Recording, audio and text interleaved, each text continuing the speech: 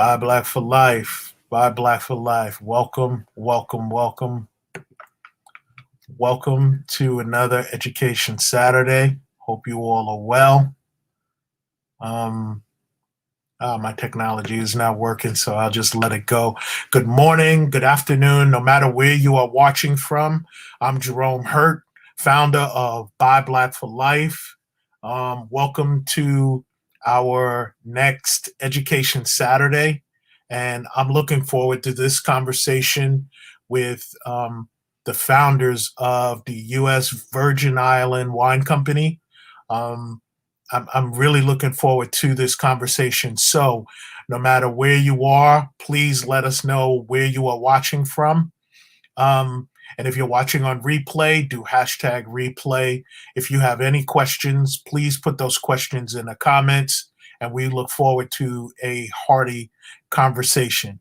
And I'm going to start by just reading the bios of our two guests. I'm going to start with Missy.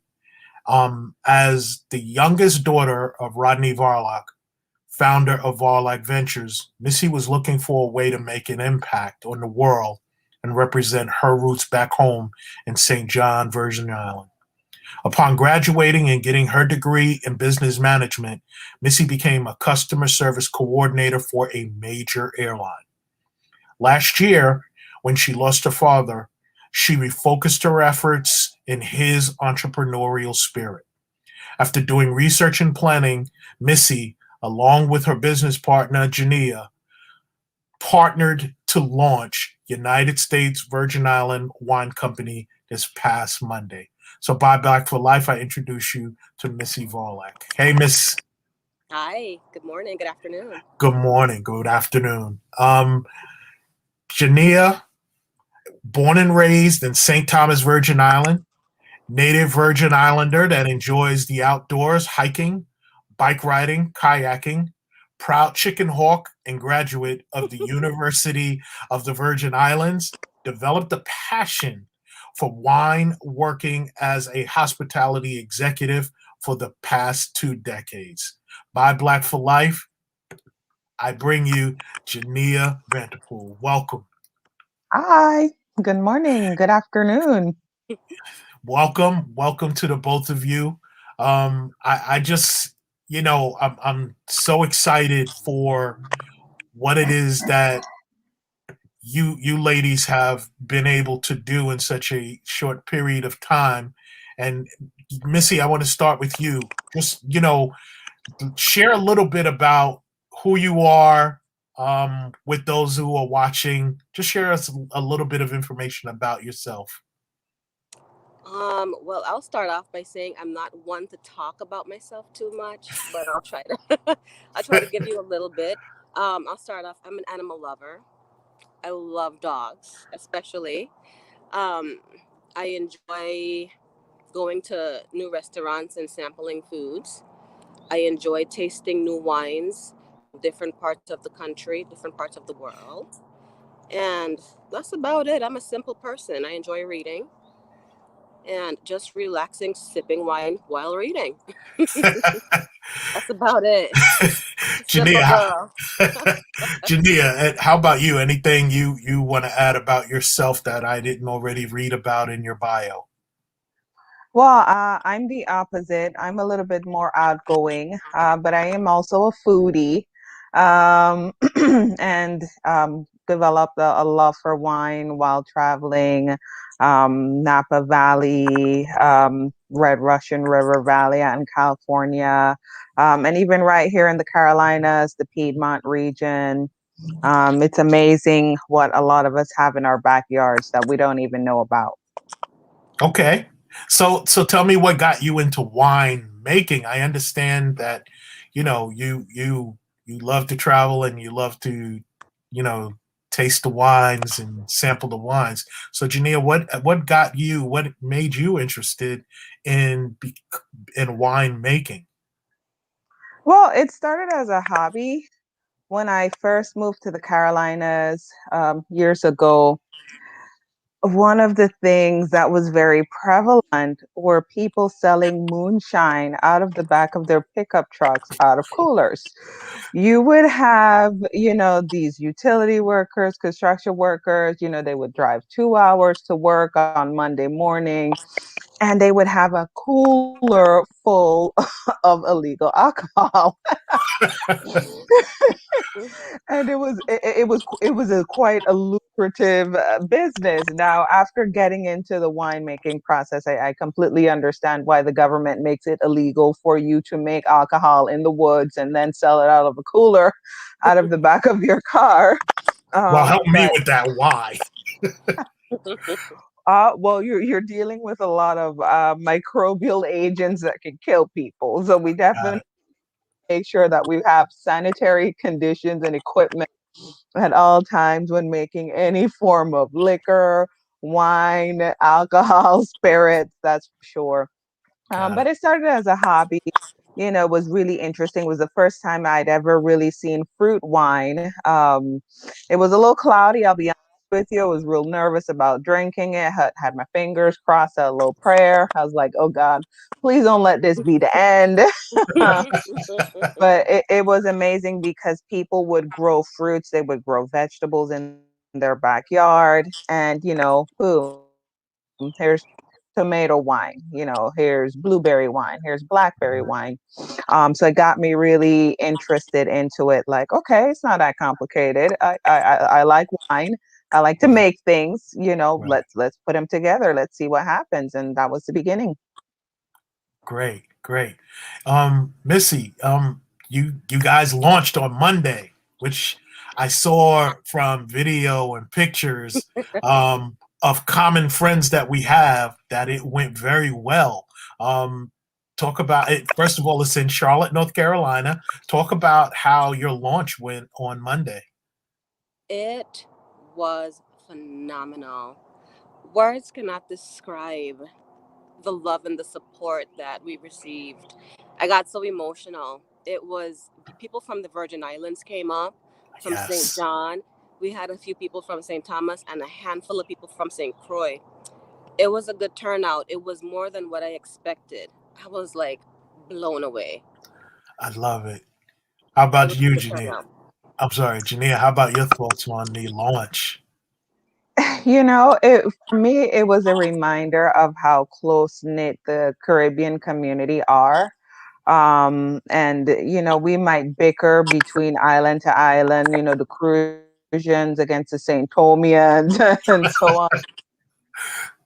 And we do have our differences, but when it's time for us to unite and come together and support each other, we really do show out in droves. And there are a lot of people there that I simply did not know, have never met before. And to see these individuals come out and support us, to support an initiative, so to support a dream of someone they didn't know, it really meant a lot to me. So I will forever and eternally be grateful to everyone that not only showed up physically, but everyone that gave their well wishes over social media, Instagram, Facebook, those that could not be present, that Right. sent well wishes through text message, telephone calls. I'd like to thank everybody from the bottom of my heart. I sincerely appreciate you. Great, great. Um, so Jania, you do more of the wine making. Am I correct? You're more of the hands-in person of the two of you. Am I correct? Yes, you're correct. I do Okay, more of the behind the scenes, more of the technical part, the actual winemaking process. That would probably be 85% of what I do. okay. So explain to me the process of creating the different varieties of wines that the wine company currently has available right now. Yeah, absolutely. So, I mean, the first step in any winemaking process would be the selection of your grapes. I mean, some people they use juice, um, concentrate, but for us in particular, We use grapes, some of which are sourced here locally in North Carolina. But just like the Virgin Islands, North Carolina does have its challenges when it comes to terrain, water supply, things like that. So certain grapes just do not grow well here in the States. So some of our product is drop shipped in from different regions here in the country. In order to put the different varietals together. So that's the first step of what we do, the careful selection of the grapes. Depending on the type of grapes that you're using, that determines, what type of varietal you're gonna come up with. Did you buy Chardonnay grapes? Are you using Syrah grapes? Are you making a rosé? Right now, we have just two varietals that we're featuring, which Hmm. are our Chardonnay and our Cabernet Sauvignon. After those grapes get in, we go through the pressing process. For anyone that lives in a grape region, every September, you have harvest, a lot of grape stomps. We're not to that point yet, but we will get there. Um, so you crush your grapes, you press them, and then you end up with what is called your must or your grape juice, that pulpy substance that you have after you crush those grapes. After that, you have to go through, you have your pumice, which would be your stems and your skin, some of that stuff which you use, especially if you're making red wine. You definitely want the skin in there. That's how you get your color. And then you go into your fermentation process um, in order to start the actual winemaking process. You use yeast in your fermentation process, which is why bacteria and things are very real. You're dealing with carbon dioxide gases. So there are a lot of chemical reactions that actually go into the winemaking process, which is why it is very important to make sure that you are working in very sanitary conditions. You're using sanitized equipment at all times, because at the end of the day, you don't want anyone to become sick, not just Right, the people right, making the wine, right. but of course the consumers that are on the receiving end. The last thing you want to be sitting down on your back porch with a nice glass of Chardonnay and then you double over. So, how long is the process from beginning to making a wine to the point where now it's on the shelves for sale? If it's a very young wine, and everything goes well in your fermentation process and your clearing process, your stabilization process. These are things that all take place after your fermentation. Earlier in the conversation, I spoke about some really cloudy tomato wine. So if you bought a bottle of wine, you notice it's very clear. You don't have any particles floating in them. So all that has to take place after fermentation, which is about 2 weeks addition. So in total, depending on your specific gravity reading, depending on your alcohol content, if you're trying to increase it, decrease it, if you're trying to put any additional additives into your wine, I would say at minimum about 4 weeks. 4 weeks. Um, Okay. yeah, about 4 to 6 weeks, because then you also have to deal with bottling, corkage, things like that. And there are certain processes that need to take place where you should not move your wine. Now, after that, if you so desire to age it for additional time, you can, Hmm. which is what we're doing now with a lot of the product that we've created thus far. So, when we had our limited release this past Monday on the 8th, everybody was like, "Oh, look, we want to buy bottle, we want to buy bottle, we want to buy bottle." And we're like, "Yeah, we specifically named our first batch, which was the Cabernet, the Genesis, because that was the beginning. The And what beginning. we did with a lot of that batch, we actually prepared it so that it could be aged and put away and re-released at a different date, because of course that batch has a very sentimental value for us. It will ever be just the first that we've ever done.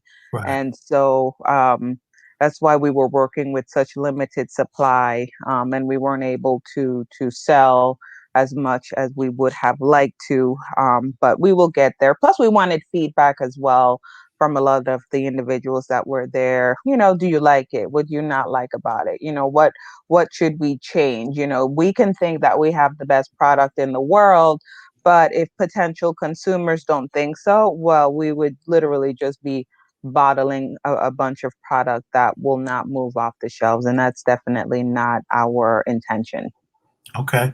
Thank you for that. And I'm of the belief that I would rather people want more than me having an overabundance. So, the way that it was set up, that's the way it was meant to be. So I really do like that. Missy, you're more of the, you know, in front, the business side. So for you, where do you what goals do you have basically for the wine company? Where do you see you going? Like one of the things that I thought about as I was speaking is subscriptions where people actually um, subscribe and you're sending them bottles of wine. Where do you see the um, the business going? In the near future, we plan on taking it home to the Virgin Islands. From the Virgin Islands, once we build up our foundation on that end, sky's the limit. I want us to be internationally known. I want us to be a household name. So ultimately, that is the end goal for us to just move forward there. To have it back Take it home. home. Yes, I love that. Now, are there any other wine companies in the Virgin Islands at this time? Either of you? Not at Are all. there? Yeah, so we're talking about two black women possibly having the first wine company on the Virgin Islands. Correct. I love that. I love that. That is awesome.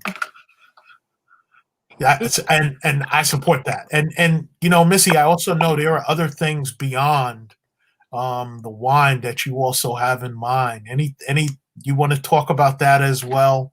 That this venture could help you with other things that you have in mind that you want to do back home? Yeah. Eventually, once this kicks off and everything goes well, all goes well, my ultimate goal is to open up a homeless shelter in honor of my father. St. John, Virgin Islands, there's nothing to do basically to help men get off their feet. Let's just say they were incarcerated, they got laid off, whatever the circumstances may be, the government does nothing to help men. It's so for women and children. So my ultimate goal is to find some property, build up a shelter for men, and just name it in honor of my dad. Since he was homeless, Mhm. he started from absolutely nothing. So I want to give men a chance to start off and to not be judged. We got you. And I love how you honor your father. And I keep you in my prayers as I do your entire family. So thank you for that. And as a man himself and as somebody who was homeless, I that speaks. I was homeless. I don't know if I've ever shared this with you. I was homeless when I was a teenager.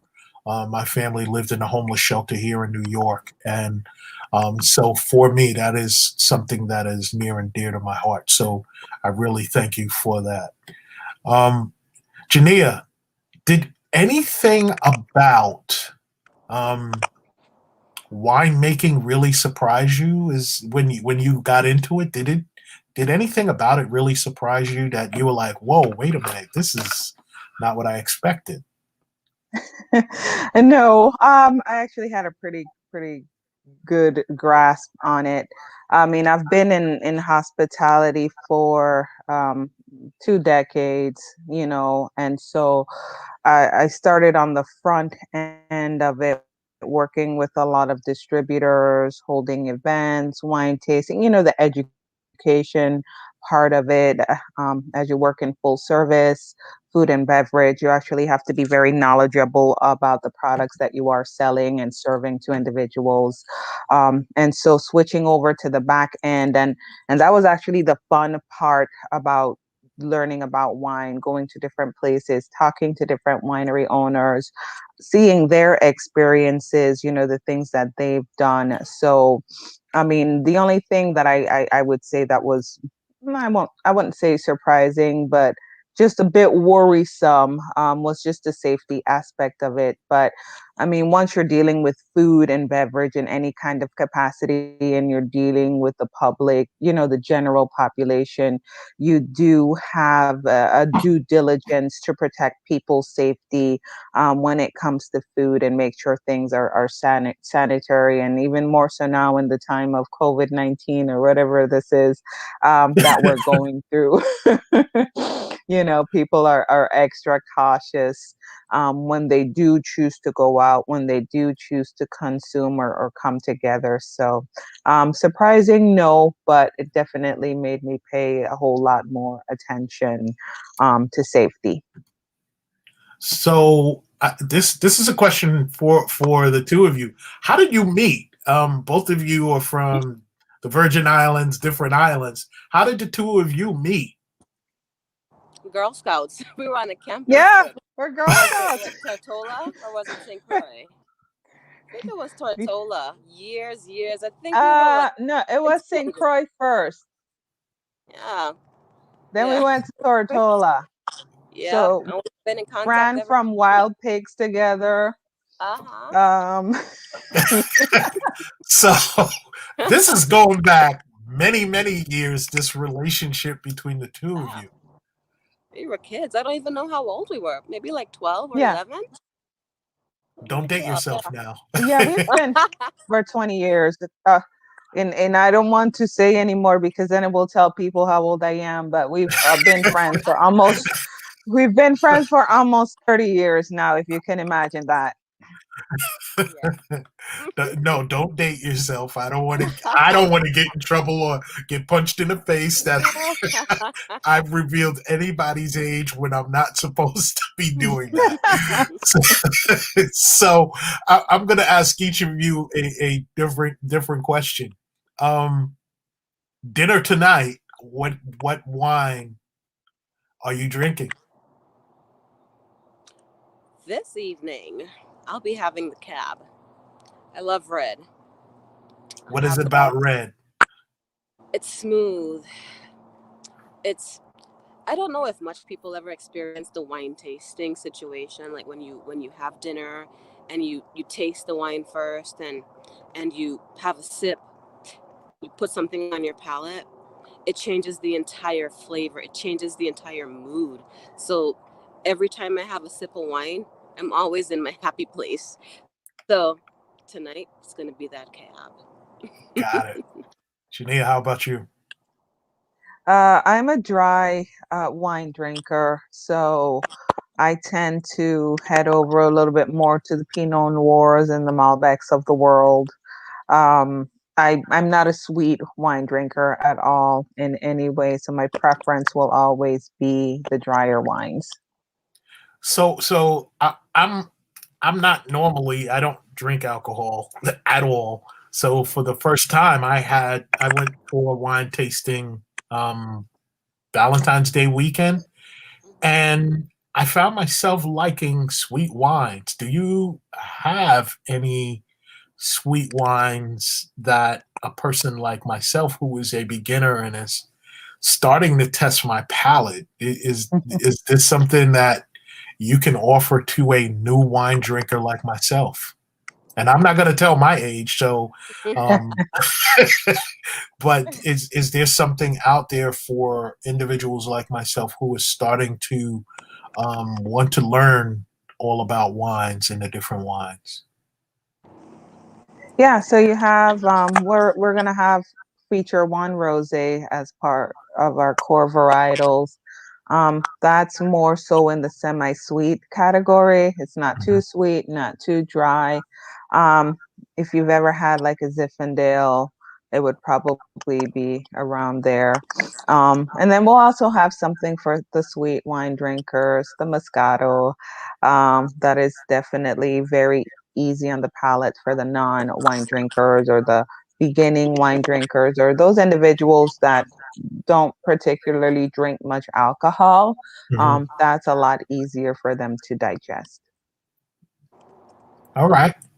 Ooh, So D, dinner's on you, right? When I come to Charlotte, you you got it. provide the wine. All right, You got it. I'm good to go. um, Genia, tell us more about the challenges of having your winery in the Virgin Islands. I know Missy touched on it, but tell us more about the challenges of having a winery actually on the Virgin Islands. What does that look like? Well, it presents a few challenges, honestly. Um, the terrain in the Virgin Islands is not necessarily the best when it comes to being able to grow wines for a few reasons. The type of soil that we have, our temperature, our limited water resources. And so that is definitely going to be a struggle um, in the foreseeable future. Importing product as well, and so you have the debate: do you make it here and import it home, or do you find a way to overcome natural disasters like hurricanes and all Hurricane. those other challenges? Right, right. So these are all things that are up on the table for discussion, and the best way that we can try to maneuver around it. So there is a way. And if you've ever gone to Napa Valley in California and you see the type of things that they are doing over there to make sure that their grapes are thriving in 100-degree Right, weather right, or over 100-degree right. weather in the summer, whether it's installing fans out in their grapes or irrigation systems or Irrigation. Yeah. whatever it is necessary, because depending on how much water your grapes have, that determines how sweet or unsweet they're going to be, which will ultimately affect your batch at the end of the day. And I mean, me personally, I don't like when I have to add too many things to the wine, because the quality of the grapes were not so good, if that Mhm. makes sense. I mean, eventually we will get to the point that we will be experimenting with the lines to give them more of a local flair. But for the most part, we'd like to try to keep the batches as pure as possible. I got you. Missy, as as you are growing the wine company, um, what is it that USVI needs in order to grow? I mean, right now, yes, you're in North Carolina, but you're also looking for ways that you could grow it. What is it that you need at this particular time to continue to expand what it is that you're looking to do? Right now, we need a little bit more capital. Okay. But that's coming. So slowly but surely, but it's coming in. And as soon as we get the ball rolling, it's gonna come out so good. Okay. How So be about patient. a distributor? Have you found a distributor, someone that you can work with? Has that have you found that as of yet? We're going to take care of the distribution of the product. Okay. Awesome. Yeah. Awesome. I like that. I like that. Again, Yeah. listen, if you can keep it all in house, why not keep it all in house? That means you keep Well, in house all of the profits as well, honestly. well, So it's not even that. I mean, the more hands you have in the pot, the higher your costs are going to be for your consumer. right, right. And our goal is to be a brand that represents the United States Virgin Islands. And so we don't want a product that is going to be unattainable or too expensive. We want it to be a household name, kind of like Cruisian rum. It's good rum. It's available to everyone. It comes in different price points. Everybody can afford it. So we don't want to get too many hands involved, and then when it comes down to it, at the end of the day, You get it nothing. becomes something that the consumer is like, yeah, let me get a bottle on my birthday. Yeah. Or somebody's like, when you're Yeah. coming back, bring me a bottle of Cruisian and bring me a bottle of wine from the USVI wine co. Yeah, no, bro. The way my bank account is set up. Mhm. I get it. Mhm. It's price point is very important, and you can have that high end as well. But I get it. You also want to make it affordable, especially in terms of creating a brand name that everybody can have access to it. So I certainly understand that. As we're winding down, I just want to ask each of you: is there anything that you ladies have upcoming? You had your launch. Is there anything more that you are planning ahead for the public to be able to come out and support you, that we can support you here also on this platform? We are 171,000 strong in 99 countries throughout the world. Is there anything that you have upcoming that we could support you with? Um, we're gonna have another tasting in the Virgin Islands within the next 6 months. That's the plan. That's the goal. Okay. Anything else you'd like to add on that, G? Yeah, we're No. actually going to have a couple pop-up events here in the Charlotte area. We actually have one scheduled for next week. Next. One in yoga. Mental health is very important these days. It has always been important, but as our world, as our normal, or what we know as normal has changed, it has definitely become of utmost importance. So um, that is one of our main focuses as a company. When we're doing events, we actually promote a lot of health and mental wellness.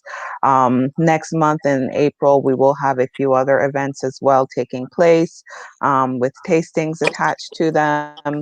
And our online store will actually be launched, where we'll have limited product available for sale on there as well. Okay. Listen, mental health is so vital, especially to our communities. Our young people are really going through it Mhm. because of being isolated. In our communities, the suicide rates amongst our young people has risen. So mental health is vital. I just had a guest on for I do a wellness Wednesday, so I just had someone on for our Wellness Wednesday. And so I really appreciate that. And if there's anybody that's in, this group that's in the Charlotte area where you will be, that we can put you in touch with, please let us know that, because we support the mental health. It's so vital. I just wanted to get to my last question. And we are a Buy Black group. So I'll ask each of you, starting with you, Genia, what does buying black mean to you? Hmm. Um, for me, buying black means the support, the promotion, the investing in African American and also minority businesses, because there are people of color that might not necessarily be African American as well. Yeah. So making sure we give them our support. And it doesn't necessarily mean monetary support, because there may or may not be a product that I may or may not have a need for. But getting the word out there, giving that positive word of mouth, that positive reinforcement, because ultimately we all buy from people that we know and that we trust, or Yes. that somebody that we know and trust has bought from. And ultimately, I'd like to see all small, especially black owned businesses succeed. You find that African American Americans for hundreds of years. We've been inventors, we've been creators of so many products, and our own people have not supported us. And what did we end up doing? We ended up selling out to corporations for pennies on the dollar, and to collect royalties on something that we should have created, received millions of dollars on. So it's unfortunate. So I would really like to see all of us in general just doing that promotion, that investment, that endorsing, and that support, whatever support means to you. Thank you for that. And that's the mantra for me right there. If it's not for you, there's other ways that you could support. So I really thank you for that. Missy, how about you? What does Buy Black mean to you? Piggybacking on what Genia said, it's all about support. Let's support our own people. For us, by us. That's all I care about. Just if we don't support us, who will? Mm. If Thanks. not us, who? Right. Support. Very true.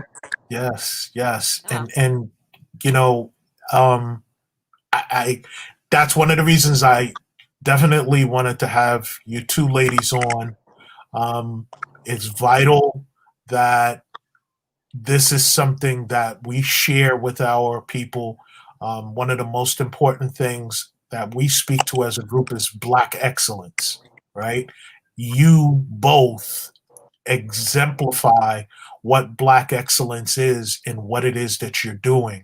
And there may be a young woman out there that sees this or is watching this, or their parents share this with, that might have the dream that you have. And um, we when we could see us, then that can be us, and that has to be something that we're intentional about, and it's what we are intentional about with this group. So any last minute comments from either of you before we close out? And again, I want to thank each of you for agreeing to do this. Any last minute questions that either of you have, or comments that you would like to share with the Buy Black community? Missy, anything? Uh, yeah, just make sure you check us out on Facebook, USVIWineCompany.com, USVI Wine Co. on Facebook, Instagram, USVI Wine Co. And make sure you visit the website, USVIWineCo.com. Hope to see y'all soon. Thank you. And I have both of those. I have the Instagram as well as the website there. I will put the Facebook in the comments. Genia, how about you? Any final words from you? No, just thanks for having us. It means a lot to me that we've had the opportunity to be here this morning with such an elite group of individuals. Like I said, support comes in many different ways, and just giving us a platform to express ourselves and just to educate everyone about who we are, what we do, and what our plans are. I mean, word of mouth is the best form of advertising there is out there. So thank you for having us. Thank you both for being a part of this conversation. Um, if there's anything that I can do or my group can do in support of you, I am here. So thank you both. And once again, if you are watching this on replay, do hashtag replay. Buy Black for Life, for the love of our people. Thank you for tuning in. Everyone, have a wonderful Saturday. And thank you. Goodbye. Thank you. Bye.